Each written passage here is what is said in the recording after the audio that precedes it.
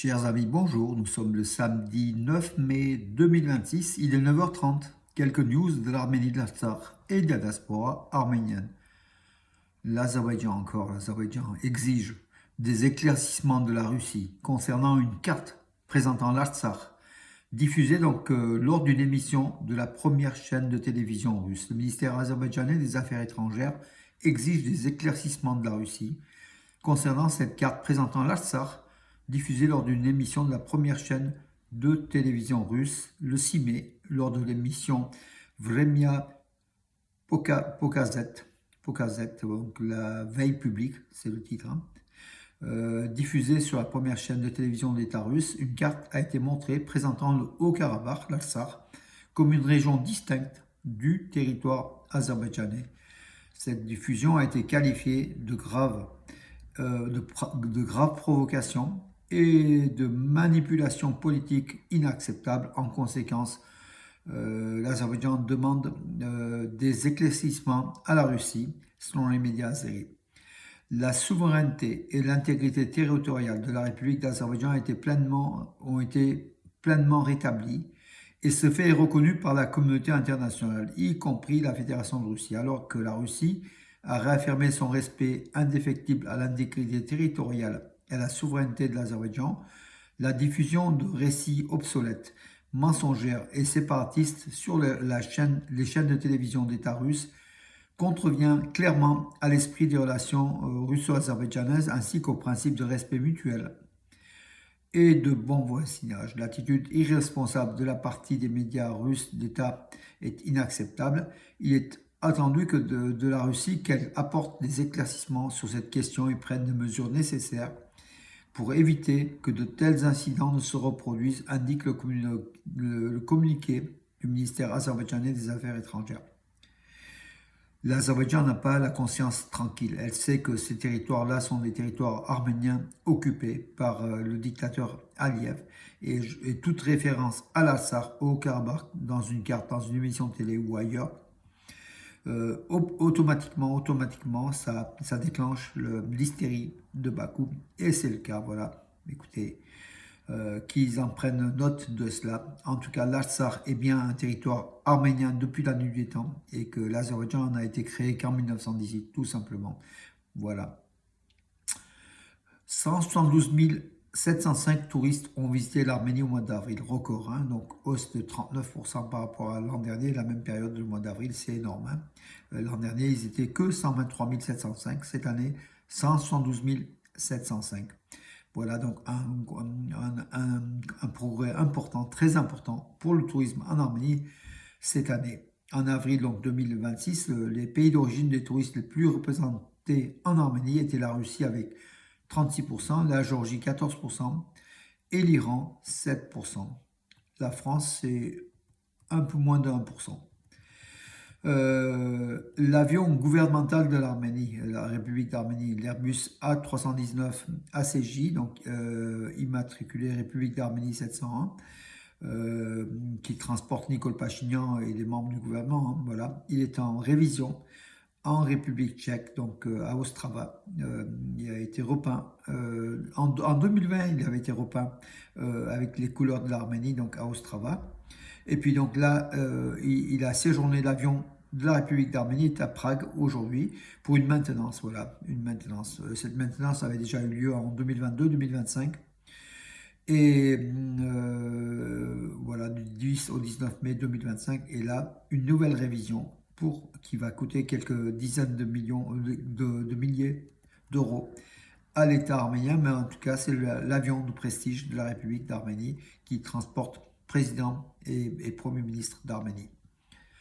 Les parents des soldats tués lors de la guerre de 44 jours en Artsakh de l'automne 2020 se sont rendus sur le chantier du complexe abritant la statue du Christ, la statue géante du Christ qui est en train d'être érigée sur le mont Hadis en Arménie, donc par Gagik Tsaroukian, l'homme d'affaires, voilà. Des parents de ses proches ont été apporté en tant que bénévoles leur soutien à ce projet. Ils ont gravi le mont Hadis, près d'Apoviana, à une trentaine de kilomètres d'Yerevan.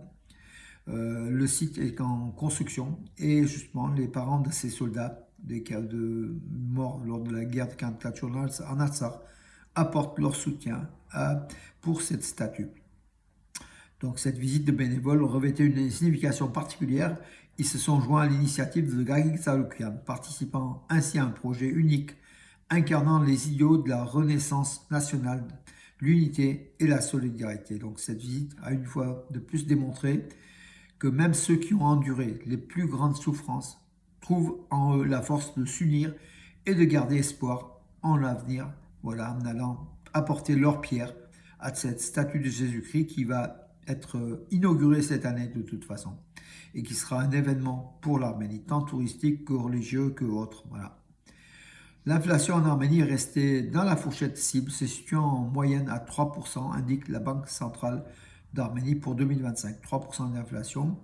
Voilà. La croissance économique de l'Arménie s'est poursuivie en 2025, maintenant une relative stabilité macroéconomique, malgré les défis extérieurs. Elle s'est élevée à 7,2% cette croissance économique de l'Arménie, principalement grâce à l'activité du secteur des services et du commerce, malgré un léger fléchissement de la demande extérieure. L'inflation est restée dans la fourchette cible, ce qui était prévu, se situe en moyenne autour de 3%. Voilà. Et la politique monétaire de la Banque centrale a continué de viser la stabilisation des prix et le maintien d'équilibre du système financier de la Banque centrale d'Arménie, qui est un élément moteur régulateur important pour l'économie de l'Arménie, justement pour la stabilité du drame arménien, de l'économie, et justement la lutte contre l'inflation. L'Union européenne espère priver l'Arménie d'un système de sécurité fiable, affirme le ministère russe des Affaires étrangères. Donc lui, comment dirais-je, oui, c'est Moscou qui l'affirme. Hein, voilà. L'Union européenne espère priver l'Arménie d'un système de sécurité fiable et des liens économiques stables, se dissimulant derrière de beaux slogans tels que approvisionnement du partenariat, approfondissement du partenariat, soutien aux réformes, soutien à la démocratie, déclaration du département de l'information du ministère russe des Affaires étrangères au journal Izvestia. Nous avons déjà évoqué à maintes reprises les véritables objectifs de Bruxelles dans le Caucase du Sud et à l'égard de l'Arménie. Derrière les beaux slogans que sont l'approfondissement du partenariat, le soutien aux réformes, le soutien à la démocratie, se cache un calcul purement pragmatique, priver la République d'Arménie d'un système de sécurité fiable et de liens économiques stables.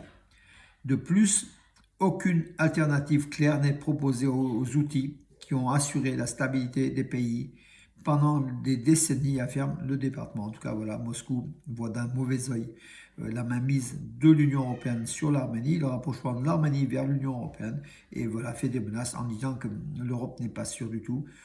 Moscou, ce qu'a proposé Moscou à l'Arménie, c'était rien du tout. Hein. L'OTC a failli à sa tâche, hein, l'Organisation de traité de sécurité collective gérée par Poutine, par la Russie.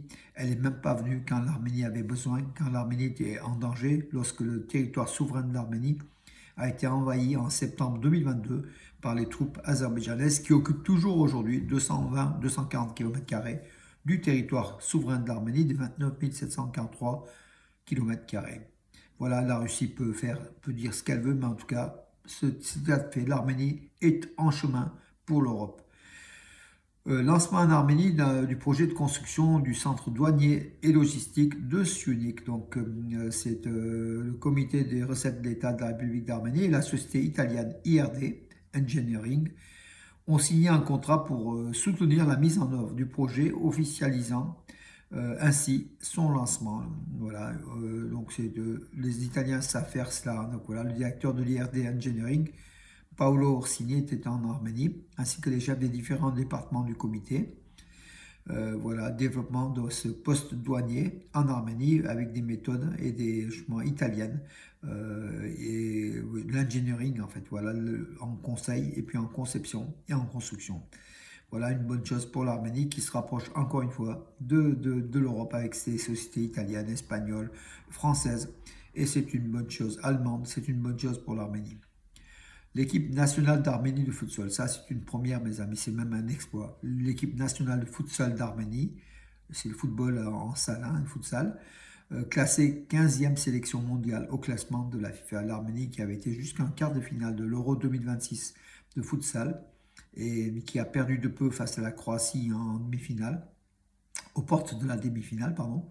L'Arménie est ainsi classée par la FIFA, la Fédération internationale de football. Elle est classée 15e équipe mondiale, ce qui est énorme pour un pays comme l'Arménie, 15e équipe mondiale en futsal. C'est une très très bonne nouvelle. Voilà, et puis une dernière nouvelle, la diversité ethnique et religieuse est protégée comme un trésor national en Azerbaïdjan, a déclaré sans honte le président dictateur sanguinaire, criminel de guerre, Ilham Aliyev. La diversité ethnique et religieuse est protégée comme un trésor national en Azerbaïdjan, vous vous rendez compte? Il dit tout le contraire de ce qui est fait. Il a exterminé les Arméniens, il les a poussés à l'exil, les Arméniens de l'Artsakh. Il est coupable de crimes contre les Arméniens qui voulaient justement leur déclarer leur identité ethnique, en fait, leur diversité en Azerbaïdjan.